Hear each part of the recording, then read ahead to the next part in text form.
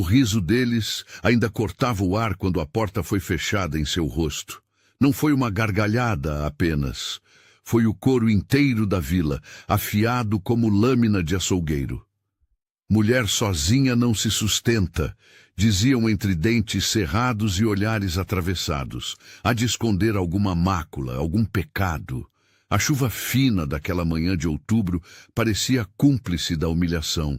Fria, persistente, grudando-lhe no chale gasto como dedos gelados, enquanto Helena permanecia imóvel diante da porta fechada da antiga casa herdada do pai. Ali, sem marido, sem irmãos, sem a proteção de um nome masculino forte, ela fora oficialmente marcada como um erro vivo, uma afronta à ordem natural das coisas. O proprietário acabara de anunciar, diante de meia dúzia de testemunhas ávidas por novidades, que ela teria de desocupar o imóvel em 3 dias. O motivo? Uma mulher desacompanhada atrai desordem e má reputação à rua. O veredito foi selado entre risos abafados e cochichos maliciosos. Helena não chorou. Jamais daria a eles essa satisfação. Apenas sentiu algo dentro de si se partir em silêncio, como vidro fino esmagado sob o peso da injustiça. A água escorria pelos paralelepípedos irregulares, levando consigo a poeira e as últimas migalhas da dignidade que a vila lhe concedera. O céu era uma mortalha cinzenta sobre os telhados de telha vermelha, e o vento trazia o cheiro de lenha queimada das lareiras distantes. Helena puxou o chale com mais força e virou-se, erguendo o queixo. Seu vestido simples, remendado com esmero, mas visivelmente usado, arrastava-se levemente na lama.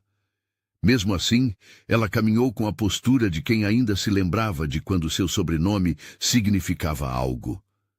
Porque havia um tempo em que Helena Mendes não era apenas a solteirona, a desacompanhada, a estranha. Havia um tempo em que seu pai, o senhor Joaquim Mendes, não fora respeitado como comerciante honesto e benfeitor discreto. Mas a morte súbita dele, há 5 anos, trouxera não apenas o luto, trouxera a revelação de dívidas, acusações sussurradas e, finalmente, o abandono social. A mãe não resistira ao desgosto. Sucumbira à febre 6 meses depois, deixando Helena sozinha em um mundo que não perdoava mulheres desprotegidas. Helena tinha 27 invernos sobre os ombros, idade perigosamente avançada para uma solteira naquela década de 1830. Na vila de São Mateus do Vale, mulheres com 27 anos e sem marido eram vistas com uma mistura de pena e suspeita. Ou eram aleijadas, ou tolas, ou escondiam algo. No caso de Helena, o defeito era mais sutil e, por isso mesmo, mais condenável. Ela simplesmente não tinha ninguém.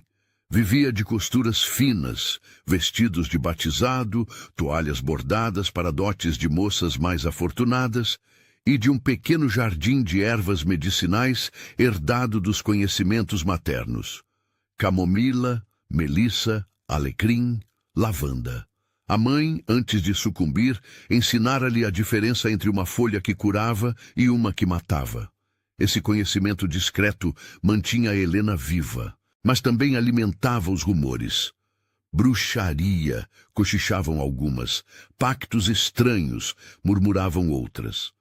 Na manhã seguinte ao anúncio da expulsão, Helena acordou antes do amanhecer. A luz ainda era azulada, incerta, quando ela acendeu a vela de sebo ao lado da cama estreita. O quarto cheirava a cera e a madeira velha. Pela janela embaçada, via-se o jardim coberto de orvalho, as plantas balançando ao vento como devotas em oração silenciosa. Ela vestiu-se devagar, cada movimento medido. O corpete preto, já desbotado para um tom de cinza, apertava-lhe a cintura. As saias pesadas roçavam o chão de tábuas irregulares. Prendeu os cabelos castanhos em um coque severo, deixando apenas 2 fios rebeldes escaparem nas têmporas. Não havia espelho na casa. Fora vendido há 2 anos, mas Helena não precisava ver o próprio reflexo para saber o que encontraria. Uma mulher ainda jovem, mas com os olhos velhos demais, marcados por noites de costura à luz fraca e dias de solidão vigilante. O café da manhã foi parco, pão duro amolecido em água quente com um pouco de mel. Comeu devagar, mastigando cada pedaço como quem saboreia os últimos instantes de uma vida. Porque era isso, não era? O fim de uma vida. Onde iria depois de 3 dias? Não tinha parentes, não tinha amigos verdadeiros. A caridade cristã da vila tinha limites estreitos, e ela já os ultrapassara. Foi quando bateram à porta. O som era seco, autoritário. 3 batidas firmes. Helena limpou as mãos no avental e caminhou até a entrada. Abriu a porta devagar, preparada para mais insultos, mais ordens de despejo. Mas quem estava ali era Dona Perpétua, a esposa do boticário. Uma mulher de meia idade, bochechuda e sempre perfumada com essência de rosas. O rosto dela, geralmente amigável, estava fechado. Helena, disse ela sem preâmbulos, vim buscar os lençóis que encomendei. Ainda não estão prontos, Dona Perpétua, Helena respondeu, mantendo a voz firme. Faltam as barras. Estarão prontos em 2 dias, conforme combinamos. Não serão mais necessários. O silêncio que se seguiu foi pesado como pedra. Entendo, Helena murmurou. É uma pena, mas... A senhora compreende, não é? Com todos esses boatos. Meu marido não quer que eu mantenha relações comerciais com... Bem, com uma mulher de reputação duvidosa. Dona Perpétua desviou o olhar, as bochechas corando levemente. Não são minhas palavras, Helena, mas o senhor sabe como as pessoas falam. Uma mulher só atrai olhares, conversas. Dona Perpétua. Helena deu um passo à frente, a voz baixa, mas carregada de dignidade. A senhora me conhece desde que eu era criança. Alguma vez me viu agir de modo desonroso? A mulher mais velha hesitou. Por um momento, pareceu que diria algo compassivo, algo humano. Mas então o medo do julgamento alheio, medo da exclusão social, venceu. O que eu penso não importa, minha filha. Lamento, mas não posso. Não podemos. E ela se virou, apressada, quase correndo pela rua enlameada.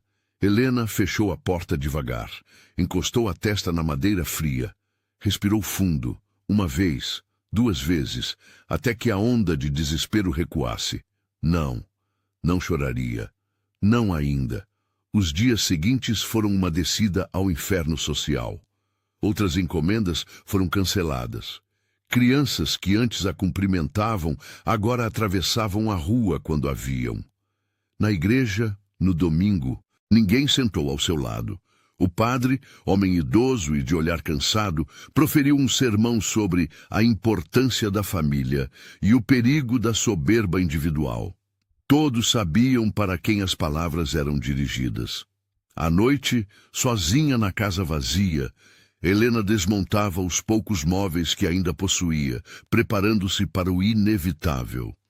O frio de outubro entrava pelas frestas das janelas mal vedadas, trazendo o cheiro de terra molhada e folhas apodrecendo.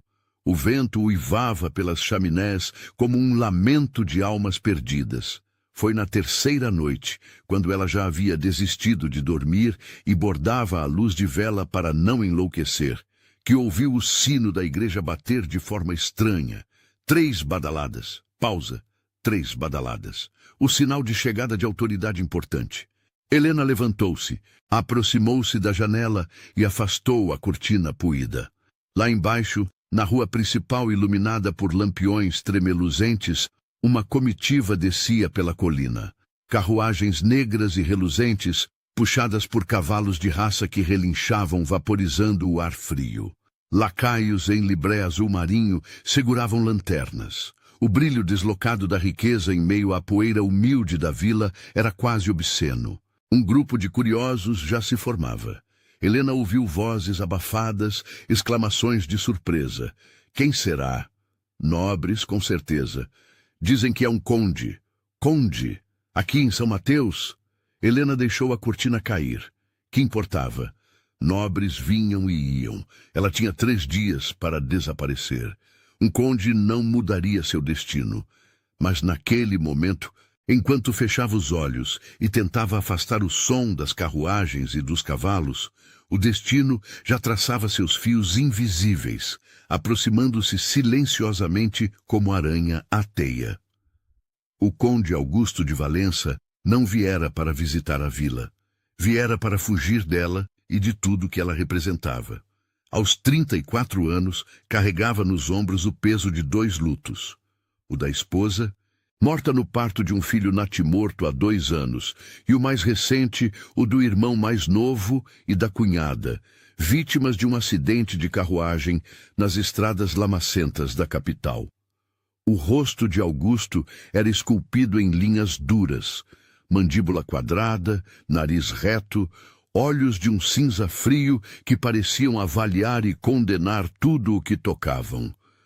Os cabelos negros começavam a grisalhar nas têmporas, não pela idade, mas pelo peso de carregar um título, uma fortuna, e agora uma criança que não sabia criar.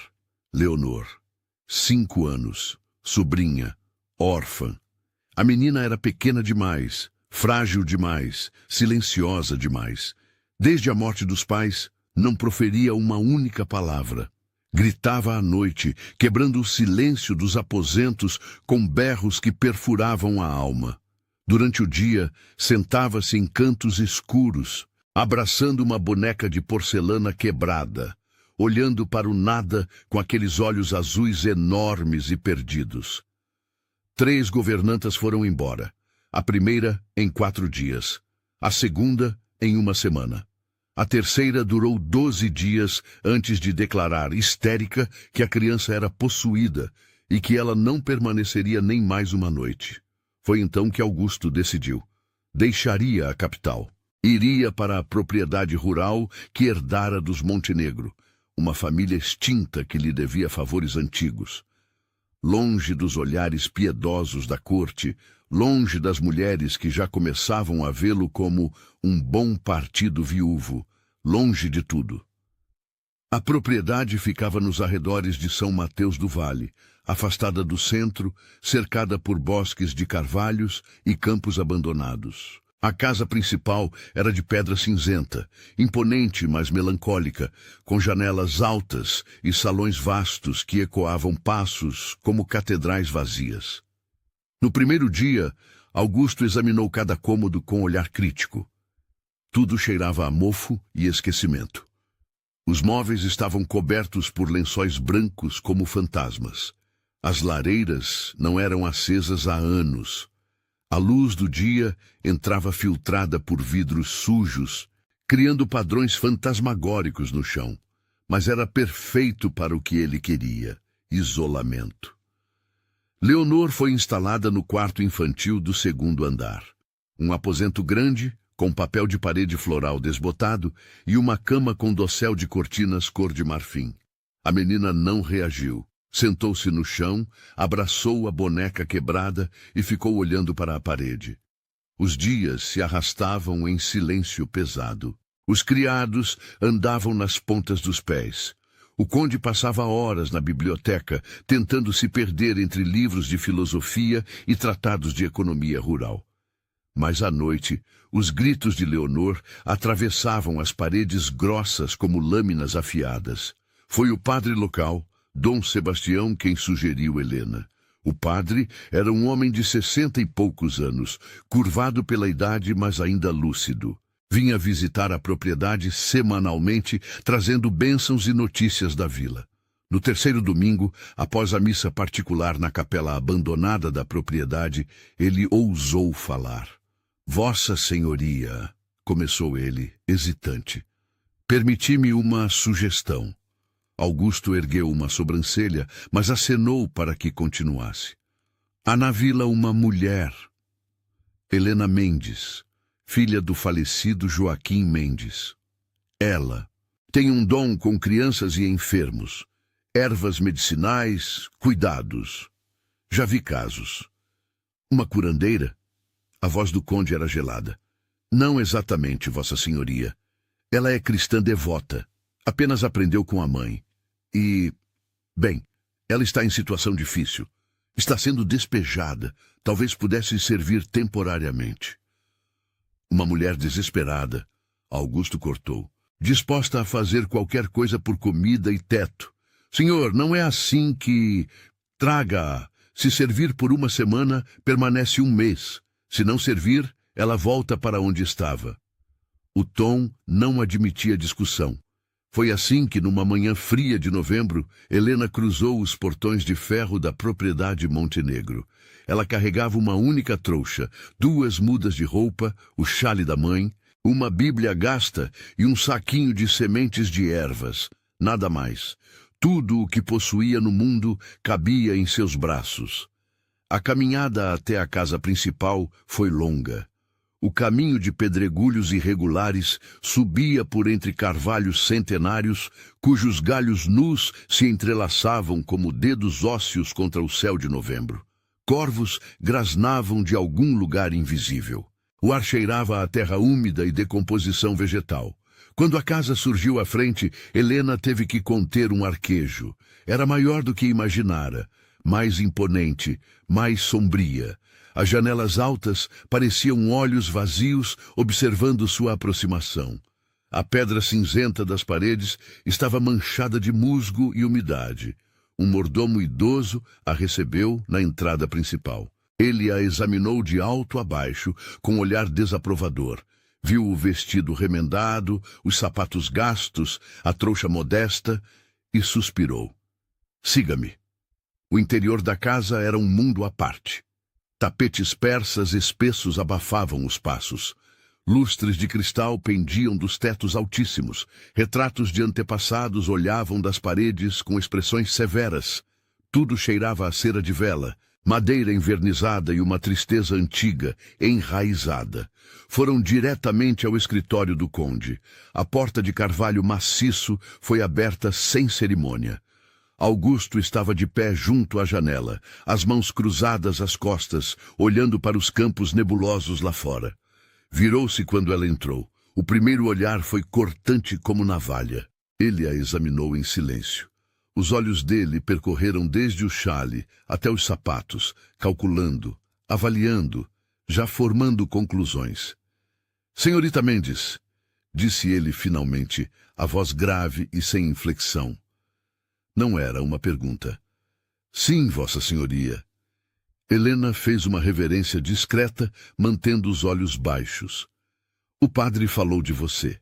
Disse que tem habilidades. Com crianças. Cuidei de sobrinhos e crianças da vila, senhor, e tenho conhecimento de ervas medicinais. Minha sobrinha não precisa de ervas, precisa de disciplina e ordem. Helena ousou erguer os olhos. Com o devido respeito, Vossa Senhoria, crianças precisam de cuidado antes de disciplina. Houve um silêncio tenso. Augusto deu um passo à frente e Helena viu melhor seu rosto. Havia linhas de cansaço profundo ao redor dos olhos cinzentos. Havia dor ali, enterrada sob camadas de controle aristocrático. Você ficará 1 mês, ele disse finalmente. Seu papel é cuidar da criança, alimentá-la, banhá-la, mantê-la quieta. Você não se dirigirá a mim a não ser que eu pergunte. Não circulará pela casa além das áreas necessárias. Não receberá visitas, é claro. Perfeitamente claro, Vossa Senhoria. Seu salário será pago ao final do mês. Caso falhe, será dispensada imediatamente e sem referências. É claro? Sim, senhor. Ótimo. Matilde a levará ao quarto da criança. Ele virou-se de volta para a janela, uma demissão silenciosa. Helena foi conduzida escada acima por uma criada corpulenta de meia-idade, de rosto redondo e olhos desconfiados. A menina é difícil, Matilde sussurrou enquanto subiam. Não fala, grita à noite, quebra coisas, não come direito. 3 governantas foram embora. A última disse que ela era endemoniada. E o que você acha? Helena perguntou baixinho. Matilde parou na frente de uma porta de madeira clara. Acho que ela é uma criança assustada que perdeu os pais. Mas o Sr. Conde não entende disso. Ele também perdeu gente. Acho que os 2 estão afogando em dor, mas cada um no seu canto. Ela abriu a porta. O quarto estava em penumbra. As cortinas grossas bloqueavam a maior parte da luz do dia. No canto mais distante, junto à janela, uma figura pequeníssima estava sentada no chão. Leonor. Cabelos loiros escuros, quase castanhos, pele pálida como cera, vestido branco amarrotado, e nos braços, abraçada com força, uma boneca de porcelana com o rosto rachado e um braço faltando. A menina nem ergueu os olhos quando Helena entrou. Matilde suspirou. Boa sorte, ela disse, e saiu, fechando a porta suavemente. Helena ficou ali, parada, observando.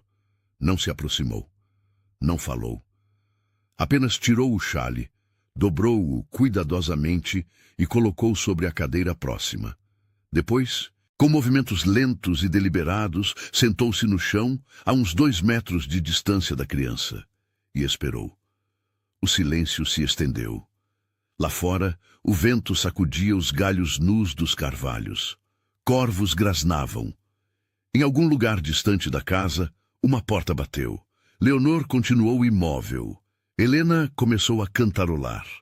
Não uma canção infantil alegre, mas uma cantiga de ninar antiga, melancólica, que sua mãe cantava. Apenas um murmúrio suave, quase inaudível. Dorme, dorme, meu amor, que a noite já chegou. As estrelas vão brilhar e os anjos vão te guardar. A boneca se mexeu. Apenas um movimento minúsculo nos braços da criança. Mas Helena viu. Continuou cantando. Não temas o escuro, não. Tua mãe está aqui, com amor e proteção. Nada pode te ferir. E então, pela primeira vez em semanas, Leonor virou a cabeça. Aqueles olhos azuis enormes, perdidos em oceanos de tristeza, encontraram os de Helena. Nenhuma palavra foi dita, mas alguma coisa minúscula e frágil, como o primeiro broto da primavera, começou a germinar. Os primeiros dias foram uma dança delicada de aproximação e recuo. Helena não forçava, não invadia o espaço da criança, apenas. Estava presente. De manhã ela entrava no quarto trazendo o café, colocava a bandeja na mesinha, descrevia em voz suave o que havia: pão fresco com manteiga, meu amor, e leite morno com mel, e se sentava em silêncio enquanto Leonor decidia se comeria ou não. Nos primeiros 3 dias, a menina não tocou na comida. Helena não insistiu, apenas recolhia a bandeja e dizia: serena. Deixo aqui caso mude de ideia. Estarei no jardim. E ia. Todos os dias, após a tentativa de café da manhã, Helena descia ao jardim abandonado atrás da propriedade. Era um lugar esquecido, tomado por ervas daninhas, mas ainda abrigava vestígios de canteiros antigos. Ela levava uma pequena cesta e colhia ervas, alecrim, hortelã selvagem, flores de lavanda ressecadas. No 4º dia, quando entrou no aposento de Leonor, a bandeja do café da manhã anterior estava vazia. O pão fora comido. Helena não demonstrou surpresa. Apenas colocou a nova bandeja e disse: hoje trouxe torta de maçã. Fiz ontem. Acho que você vai gostar. Leonor não respondeu, mas Helena viu seus olhos pousarem na torta por 1 segundo a mais. As noites eram mais difíceis. Leonor acordava gritando. Gritos que rasgavam o silêncio da casa como facas. A primeira vez que isso aconteceu com Helena na casa, ela acordou sobressaltada em seu pequeno quarto de criada no 3º andar. Vestiu o roupão e desceu correndo. Matilde já estava no corredor, assustada. É sempre assim, ela disse. O Sr. Conde não sabe o que fazer. Ele vem, mas ela grita mais ainda quando ele se aproxima. Helena empurrou a porta do quarto de Leonor. A menina estava sentada na cama, o rosto vermelho e molhado de lágrimas, a boca aberta em berros contínuos que não formavam palavras. Deixe-me sozinha com ela, Helena pediu. Matilde hesitou, mas acabou saindo. Helena aproximou-se devagar, as mãos estendidas onde a criança pudesse vê-las. Não tocou Leonor. Apenas sentou-se na beira da cama e começou a cantar. A mesma cantiga de ninar, suave, repetitiva. Os gritos diminuíram gradualmente, transformando-se em soluços. Leonor tremia inteira. Helena estendeu a mão muito devagar, e desta vez, a menina não recuou quando os dedos de Helena tocaram seus cabelos. Está tudo bem, Helena murmurou. Eu estou aqui. Você está segura. Leonor se jogou em seus braços com uma força desesperada. Pequenos dedos se agarraram ao roupão de Helena. O corpo frágil tremeu contra o dela, e Helena a segurou, simplesmente a segurou, embalando suavemente, cantando baixinho, até que o choro se transformasse em respiração pesada e, finalmente, em sono. Quando Leonor adormeceu, Helena a deitou com cuidado. Cobriu-a com o cobertor e beijou sua testa. Ao virar-se para sair, viu o conde na soleira da porta. Augusto estava ali, ainda vestido com as roupas do dia, o rosto nas sombras. Quanto tempo ele estava observando? Helena não sabia, mas algo nos olhos dele, algo no modo como ele a olhava, era diferente. Ela nunca, ele começou, a voz rouca. Ela nunca deixou ninguém tocá-la assim. Helena fez uma reverência silenciosa e passou por ele, deixando-o sozinho com suas próprias emoções. Na terceira semana, a rotina estava estabelecida. Leonor começou a comer regularmente. Ainda não falava, mas respondia com acenos de cabeça. Seguia Helena pelo jardim, observando enquanto ela colhia ervas e explicava para que serviam. Esta é camomila, Helena dizia, segurando as pequenas flores brancas. Serve para acalmar a alma e ajudar no sono. E esta aqui, vê, é alecrim. Minha mãe dizia que alecrim é para a memória, para lembrar das pessoas boas que se foram. Leonor esticou a mãozinha e tocou as folhas de alecrim. Foi progresso, pequeno, mas real. Augusto observava de longe. Da janela do escritório, ele via as duas no jardim. Via como Leonor começara a ficar mais perto de Helena, como às vezes até sorria. Apenas um esboço de sorriso, mas um sorriso. Ele começou a aparecer na sala de jantar quando Helena descia para as refeições. A princípio, não falavam. Comiam em silêncio, separados pela mesa longa de carvalho. Mas, gradualmente, palavras esparsas começaram a ser trocadas. Como ela está? Ele perguntava. Melhor, Vossa Senhoria, comeu tudo no almoço. Ainda não fala? Não, senhor, mas acho que falará quando estiver pronta. Não se pode forçar um botão a florescer antes do tempo. Augusto a estudava. Helena sentia o peso daquele olhar cinzento, analítico, sempre medindo, mas também via algo mais, curiosidade, talvez até respeito. De onde aprendeu essas filosofias? Ele perguntou uma noite. Da minha mãe, Vossa Senhoria. Ela era sábia. Dizia que a natureza ensina tudo se soubermos observar. E o que a natureza ensina sobre crianças traumatizadas? Helena encontrou o olhar dele. Ensina que feridas profundas levam tempo para curar, e que cura exige paciência, não pressa, e amor. Augusto desviou o olhar. Amor, ele repetiu, a voz amarga. Conceito superestimado. Com respeito, senhor, acho que o senhor não acredita nisso. Se acreditasse, não teria trazido Leonor para longe dos olhares cruéis. Não estaria tentando protegê-la. O conde não respondeu, apenas se levantou e saiu da sala.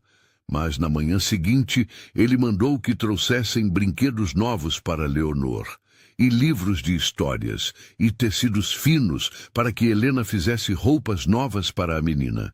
Então veio a noite da febre. Foi súbito. Leonor jantara normalmente, brincara um pouco com a boneca, adormecera tranquila.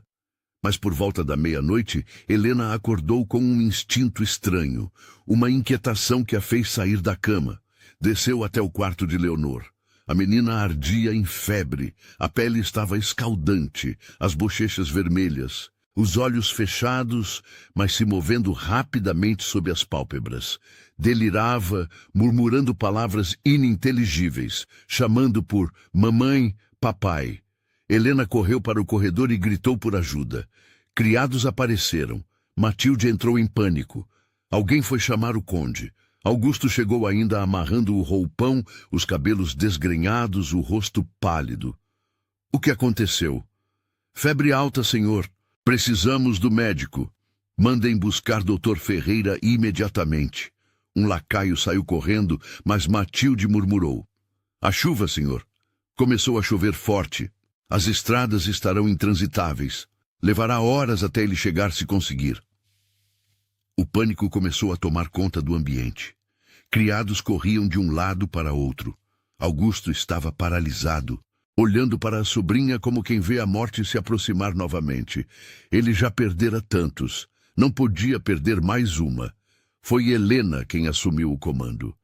Tragam-me água quente, muita água quente, e toalhas limpas. Matilde, preciso de álcool se houver. E velas, muitas velas. Vão! Sua voz era firme, não admitia questionamento. Os criados obedeceram. Helena virou-se para o conde.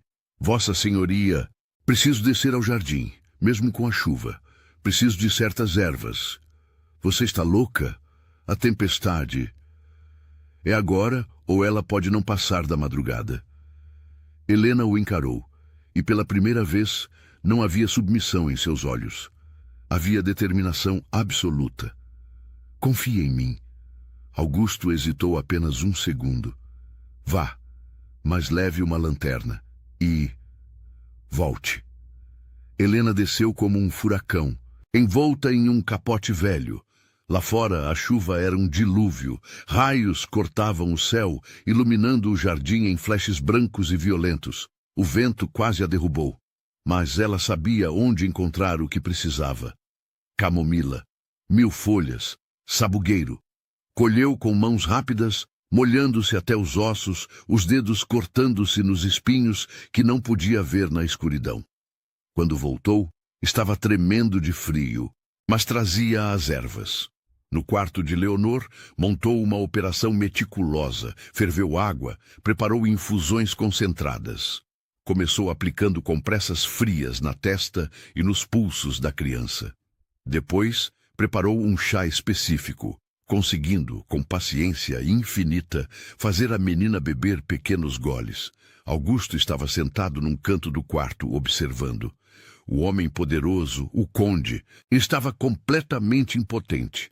Apenas assistia enquanto aquela mulher, uma desconhecida, uma camponesa, lutava pela vida de sua sobrinha com uma perícia que ele jamais imaginara existir. Horas se passaram. A chuva diminuiu. O relógio bateu 3, 4, 5 da manhã. E então, quando a primeira luz cinzenta da aurora começava a filtrar pelas cortinas, a febre quebrou. Leonor abriu os olhos. Olhou para Helena, que estava debruçada sobre ela, exausta, o rosto molhado de suor e chuva. E pela primeira vez em meses, Leonor falou. Helena, uma palavra, apenas uma.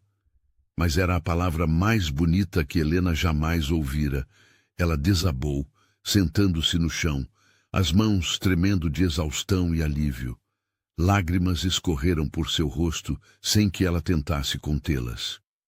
Quando ergueu os olhos, viu Augusto de pé, olhando para ela, e pela primeira vez viu o gelo daqueles olhos cinzentos derreter completamente. Ele não disse nada, mas Helena soube. Algo mudara. Algo fundamental e irrevogável. Novembro se transformou em dezembro. O frio se intensificou, trazendo geadas que cobriam os campos como mantos de cristal. A propriedade Montenegro, antes um mausoléu silencioso, começara a despertar. Leonor falava agora. Não muito, mas falava. Pedia as coisas, sorria. Às vezes até ria. Uma risada tímida, mas genuína. E o centro de seu universo era Helena. O conde também mudara. Seus jantares solitários deram lugar a refeições na sala de jantar principal, com Helena convidada a sentar-se à mesa, não mais como criada, mas como... O que exatamente? Governanta? Companhia. Nenhum dos termos parecia adequado. Conversavam sobre Leonor inicialmente, mas depois sobre outros assuntos. Livros, filosofia, as dificuldades de administrar terras. Augusto descobriu, surpreso, que Helena lia. Muito. Que tinha opiniões. Que entendia de coisas que nenhuma mulher de sua classe deveria entender. Mas que aprendera porque seu pai fora um homem ilustrado, que não via problema em educar uma filha. E Augusto, homem que jurara nunca mais se permitir sentir, começou a sentir. Primeiro foi respeito, depois admiração, e finalmente algo mais perigoso, algo que o assustava e atraía simultaneamente. Ele se pegava procurando desculpas para ir ao jardim quando sabia que Helena estaria lá. Observava de longe enquanto ela ensinava a Leonor sobre as plantas. Via a paciência, a doçura, a força silenciosa, e se perguntava como ele não vira antes. Como ninguém vira. Aquela mulher era extraordinária, mas o passado não aceita ser esquecido. E a injustiça tem memória longa. A notícia chegou à vila. Como sempre acontece em lugares pequenos, boatos viajam mais rápido que cavalos. Helena Mendes está na casa do conde, sozinha com ele, mulher desacompanhada, homem viúvo. Sabem o que isso significa. Está usando a criança para se insinuar. Sempre soube que ela era perigosa. O proprietário que a expulsara, senhor Álvaro Costa, homem de 50 e poucos anos, barriga proeminente e olhos pequenos, viu ali uma oportunidade. Ele sempre tivera interesse pela propriedade Montenegro. Terra fértil, localização estratégica. Com o conde morando ali, suas chances de compra barata haviam evaporado. Mas talvez um escândalo. Foi ele quem começou os rumores mais venenosos. Que Helena era uma aventureira, que tinha histórico de comportamento impróprio, que o próprio pai fora um ladrão. A carta chegou numa tarde de dezembro. Augusto estava na biblioteca quando o mordomo a trouxe, sem remetente, mas com o selo da vila. Ele abriu sem suspeitas. As palavras eram veneno puro. Vossa Senhoria deve ser informado do verdadeiro caráter da mulher que abriga sob seu teto. Helena Mendes foi expulsa de sua residência não por dificuldades financeiras, mas por conduta imprópria. Seu pai, Joaquim Mendes, foi acusado de roubo antes de sua morte conveniente. A filha, como se vê, herdou a índole duvidosa. Ela está em sua casa com intenções escusas. Um homem de sua posição não pode se arriscar a ser associado a tal elemento. A vila inteira sabe. Apenas Vossa Senhoria permanece na ignorância. Alguém que lhe quer bem. Augusto leu 2 vezes. O sangue lhe subiu à cabeça. Não pela possível verdade das acusações, mas pela covardia de uma carta anônima. Ainda assim, a semente da dúvida foi plantada. Ele mandou investigar, discretamente. E descobriu que sim, Helena fora expulsa. Que o pai dela morrera sob nuvens de suspeita. Que a reputação dela na vila era complicada, mas também descobriu que nunca houve prova contra o pai. Que as acusações foram feitas, mas nunca comprovadas. Que a conduta imprópria de Helena consistia apenas em viver sozinha. Antes que ele pudesse decidir o que fazer com essas informações, uma visita chegou. Beatriz Tavares de Almeida era prima distante de Augusto, solteira 32 anos, herdeira de uma fortuna considerável. Era uma mulher alta, de ombros largos, rosto anguloso e olhos perspicazes, que avaliavam tudo em termos de valor monetário. Ela ouvira os rumores e decidira agir. Chegou sem aviso, numa carruagem luxuosa, trazendo presentes para Leonor e mimos para Augusto. Instalou-se como se fosse dona da casa, examinando cada cômodo com olhar crítico. Augusto, querido, ela disse na primeira noite durante o jantar. Soube que você contratou de governanta local. Uma cuidadora para Leonor, sim. Interessante. Não poderia ter trazido alguém da capital, mais qualificado? Leonor responde bem aos cuidados da senhorita Mendes. Senhorita Mendes. Beatriz repetiu o nome como se provasse algo amargo. Esse nome me é familiar. Foi quando Helena entrou na sala de jantar. Ela usava um vestido simples, mas limpo, os cabelos presos, a postura digna. Parou ao ver a visita. Beatriz ergueu-se lentamente, os olhos arregalando-se em reconhecimento teatral. Meu Deus! Helena Mendes, a solteirona de São Mateus. O silêncio que se seguiu foi pesado como chumbo. Augusto olhou de uma para outra. Vocês se conhecem? Conhecemos? Beatriz riu, uma risada afiada. Oh, Augusto, todos em São Mateus conhecem Helena. Ela é, digamos, famosa. A mulher que foi expulsa de casa por, bem, como posso dizer delicadamente, comportamento questionável? Helena empalideceu, mas manteve-se ereta. Eu fui expulsa, sim, ela disse, a voz firme apesar do tremor visível nas mãos. Por não ter um homem que me protegesse, por ser mulher e sozinha, não por comportamento questionável. Ah, é a versão dela, claro. Beatriz virou-se para Augusto. Primo, você precisa saber a verdade sobre quem está cuidando de sua sobrinha. O pai dela era ladrão. Ela própria foi. Basta! A voz de Augusto cortou o ar como chicote. Ele levantou-se e havia algo em seus olhos que fez Beatriz recuar um passo. Você, ele apontou para a prima, entrará na biblioteca comigo. Agora. Virou-se para Helena. Senhorita Mendes, por favor, vá verificar Leonor. Conversaremos depois. Helena saiu, as pernas tremendo, o coração martelando no peito. Na biblioteca, Augusto fechou a porta com força. O que você pensa que está fazendo? Augusto, eu apenas... Você veio aqui com que propósito, Beatriz? Caridade familiar? Ou para destruir a reputação de alguém? Eu vim te avisar, essa mulher é uma oportunista. Ela está te usando a criança. E como você sabe disso? Passou 5 minutos na casa e já formou toda uma teoria? Eu a conheço desde a época em que eu visitava São Mateus. Sempre soube que ela tinha pretensões acima de sua posição. Augusto aproximou-se e havia aço em sua voz. Ou talvez você tenha outros motivos. Talvez tenha esperanças próprias quanto a esta casa e suas possibilidades. Não é mesmo, prima? Beatriz ficou escarlate. Como ousa? Vá embora, Beatriz. Amanhã. Sua presença não é mais bem-vinda. Você está cometendo um erro. Provavelmente. Mas é meu erro para cometer. Ele abriu a porta, uma demissão clara. Beatriz saiu com passos furiosos, mas antes de desaparecer escada acima, lançou uma última flecha. Toda a vila sabe da verdade sobre o pai dela, Augusto, sobre o roubo, sobre as acusações. Pergunte ao padre. Ele tem os registros.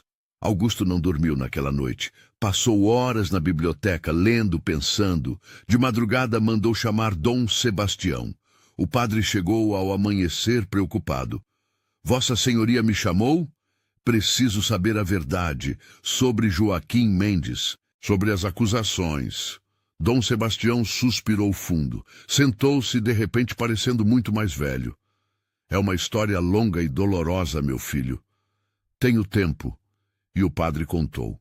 20 anos atrás, houve um roubo na propriedade dos Tavares, a família de Beatriz.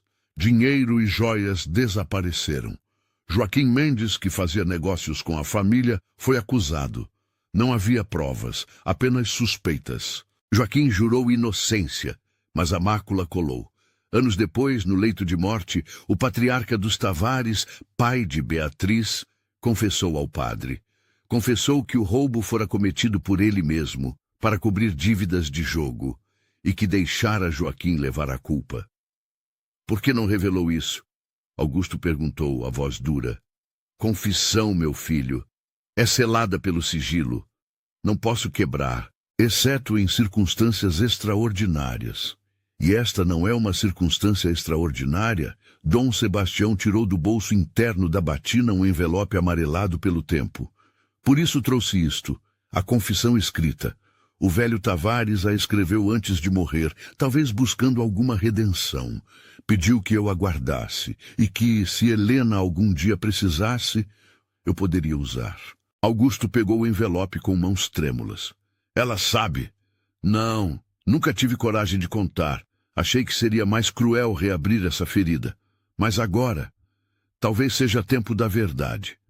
Augusto mandou organizar um jantar formal, na propriedade Montenegro, e convidou toda a elite local, o prefeito, os grandes proprietários de terra, o juiz, o boticário e sua esposa, e Beatriz, e o senhor Álvaro Costa. Todos vieram, curiosos, especulando sobre o que o conde queria. Helena não entendia porque fora instruída a vestir seu melhor vestido. O único vestido realmente bom que ainda possuía, um de seda azul escura que pertencera à mãe. Não entendia por que Augusto insistira que ela jantasse com os convidados, não como criada, mas sentada à mesa. Quando desceu ao salão de jantar, todos os olhos se voltaram para ela. Alguns com curiosidade, outros com desprezo mal disfarçado. Álvaro Costa sorriu, um sorriso untuoso e triunfante. Beatriz a ignorou completamente. Augusto estava na cabeceira da mesa, impecável em seu traje formal. Quando Helena entrou, ele se levantou. Senhores, senhoras, agradeço por terem vindo. Há um assunto que preciso resolver publicamente. Um murmúrio percorreu a mesa. Como sabem, a senhorita Helena Mendes trabalha em minha casa. Ela cuida de minha sobrinha com dedicação e competência que eu jamais vi. Ele fez uma pausa. Mas chega aos meus ouvidos que sua reputação na vila é questionada. Helena sentiu o chão sumir sob seus pés. Ele ia dispensá-la, publicamente. A humilhação final. Mas Augusto continuou. Fui informado de que seu pai, Joaquim Mendes, foi acusado de roubo. Que essa mácula manchou o nome de sua família. Ele se virou para Beatriz e Álvaro Costa. E que vocês, cidadãos tão respeitáveis, se encarregaram de assegurar que essa reputação permanecesse arruinada. Beatriz ficou lívida. Augusto, eu não.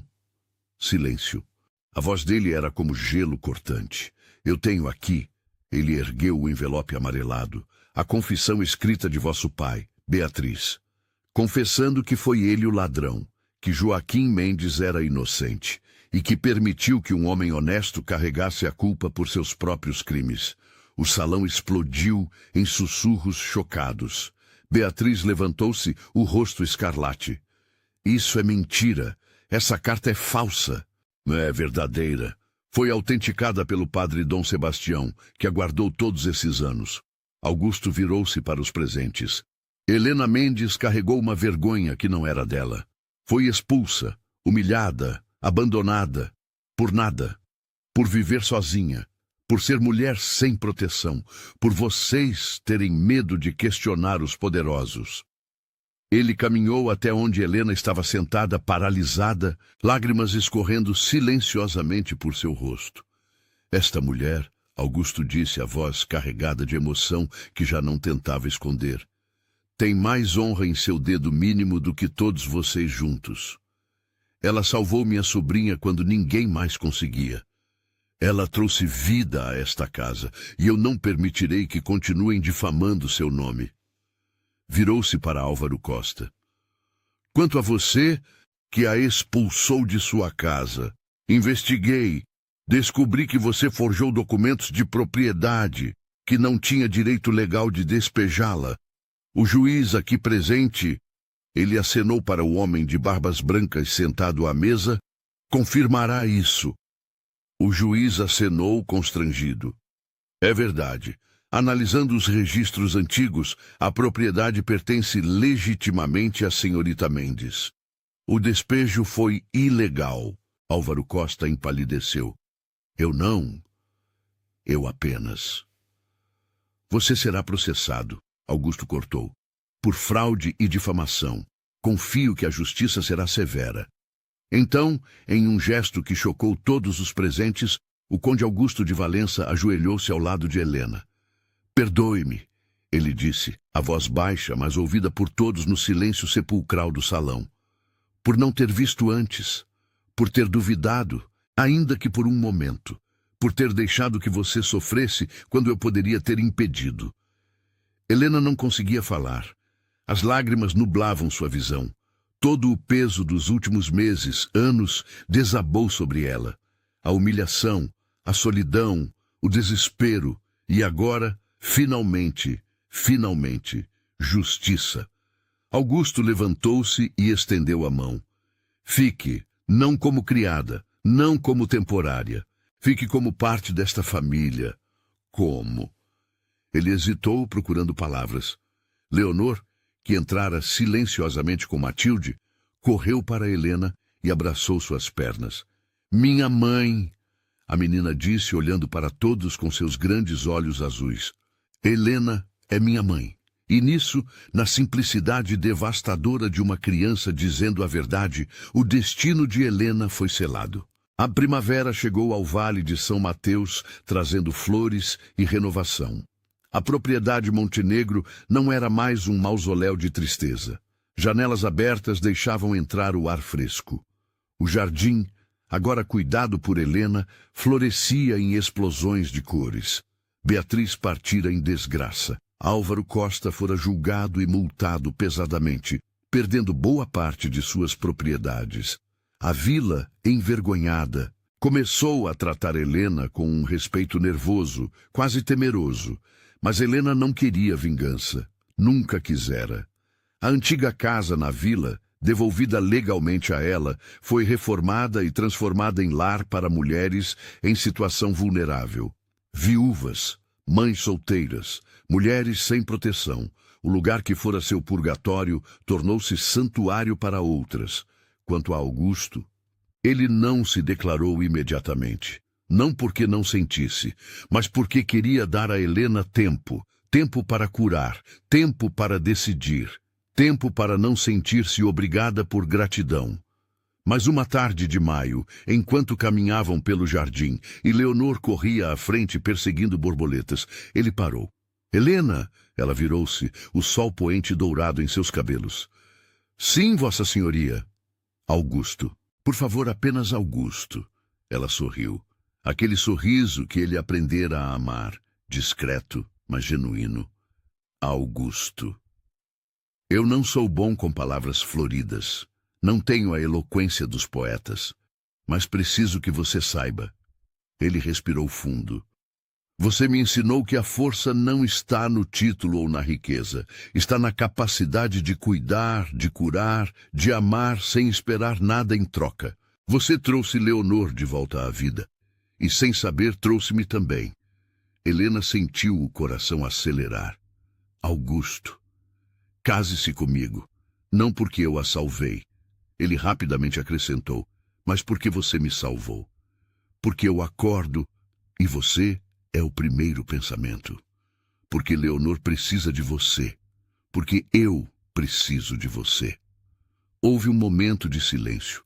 O vento sacudia levemente as folhas. Pássaros cantavam em algum lugar. Leonor ria, perseguindo borboletas iridescentes. Eu fui chamada de muitas coisas. Helena disse suavemente. Solteirona, desacompanhada, má reputação, mulher perigosa. Ela deu um passo à frente. Mas ninguém nunca me chamou de amada. Então deixe-me ser o primeiro. Quando seus lábios se encontraram, foi como o desabrochar tardio da primavera após um inverno longo e brutal. Não havia fogos de artifício. Não havia dramaturgia. Apenas a certeza silenciosa de que ambos, quebrados e machucados pela vida, haviam encontrado no outro a possibilidade de cura. 6 meses depois, na pequena capela da propriedade, Helena Mendes tornou-se Condessa de Valença. A cerimônia foi simples, mas todos os que importavam estavam ali. Dom Sebastião oficiou com lágrimas nos olhos. Matilde e os criados choravam abertamente. Leonor, vestida de azul claro, segurava o buquê de lavanda e alecrim, para a memória, como Helena ensinara. E quando Helena caminhou pelo corredor da capela, não foi uma transformação de Cinderela, porque ela sempre fora uma princesa. Sempre tivera a coroa invisível da dignidade, da compaixão, da força silenciosa. O mundo apenas demorou a ver. Naquela noite, enquanto dançavam sob as estrelas no jardim florido, Augusto sussurrou em seu ouvido: "Riram de você por morar sozinha." Helena inclinou a cabeça, um sorriso tocando seus lábios. "E agora não moro mais. Tenho uma família, um lar, um propósito. Eles subestimaram você." "Não," ela corrigiu suavemente. "Eles nunca me viram. Mas você viu. E isso foi suficiente." Leonor dormia nos braços de Matilde, exausta de tanta felicidade. O céu estava claro, salpicado de estrelas que pareciam diamantes em veludo negro. O ar cheirava a jasmim e promessas cumpridas. E enquanto os amantes dançavam, enquanto a propriedade Montenegro brilhava com luz e riso pela primeira vez em anos, uma verdade antiga se reafirmava. A dignidade, quando mantida através das tempestades mais cruéis, não apenas sobrevive. Ela triunfa, porque Helena não precisou mudar quem era para ser amada. Ela apenas precisou encontrar alguém capaz de ver o que sempre esteve lá. E naquele reconhecimento mútuo, dele vendo a força dela, dela vendo a vulnerabilidade dele, nasceu algo mais precioso que qualquer título nobiliárquico. Uma parceria verdadeira, construída não sobre resgate, mas sobre respeito mútuo. A mulher que riram por morar sozinha agora sustentava muitos. Uma criança órfã, um homem quebrado pela perda e dezenas de outras mulheres que encontraram refúgio em sua compaixão. E quando o último convidado partiu, quando as velas foram apagadas e a casa mergulhou na quietude da meia-noite, Helena ficou na janela do quarto, olhando para o jardim banhado em luz de lua. Augusto aproximou-se por trás, envolvendo-a suavemente nos braços. No que está pensando? Em como a justiça, quando finalmente chega, tem um sabor doce, mas não de vingança, de redenção. Você os perdoou. Todos eles. Perdoei. Porque carregar rancor é como beber veneno esperando que o outro morra. E eu já passei tempo demais em prisões criadas por outros. Não vou criar uma por escolha própria. Ele beijou o topo de sua cabeça. Você é sábia. Sou sobrevivente. Ela corrigiu. Há uma diferença. Não. Você é ambas as coisas. E muito mais. E ali, naquele momento suspenso entre o dia que terminou e o dia que estava por vir, Helena permitiu-se finalmente acreditar. Ela não era um erro, não era uma mácula, não era perigosa por ser independente. Ela era exatamente o que sempre fora, extraordinária. E aqueles que riram, aqueles que a expulsaram, aqueles que a julgaram, eles não estavam errados por má fé apenas. Estavam errados porque tinham medo. Medo de uma mulher que não precisava de permissão para existir. Medo de alguém que encontrava força não na dependência, mas na autonomia aliada à compaixão. Mas o medo dos outros nunca mais seria problema de Helena. Ela tinha um novo nome, um novo lar, um novo começo, mas o mais importante, ela tinha a mesma alma incorruptível que sempre tivera, a mesma que resistira à humilhação. A mesma que cuidara de uma criança traumatizada, a mesma que perdoara os implacáveis. Porque a verdadeira nobreza, Helena aprendera, não estava no sangue ou no título. Estava na escolha diária de permanecer gentil em um mundo cruel, de permanecer esperançosa em meio ao desespero, de permanecer humana quando seria tão fácil endurecer e odiar. E enquanto a lua traçava seu caminho através do céu de veludo, enquanto o mundo dormia e sonhava, a condessa Helena de Valença, antes apenas Helena Mendes, a mulher que ousou morar sozinha, fechou os olhos e agradeceu. Não pela riqueza, não pelo título, não pela vingança, mas por ter mantido sua dignidade intacta quando todos tentaram roubá-la.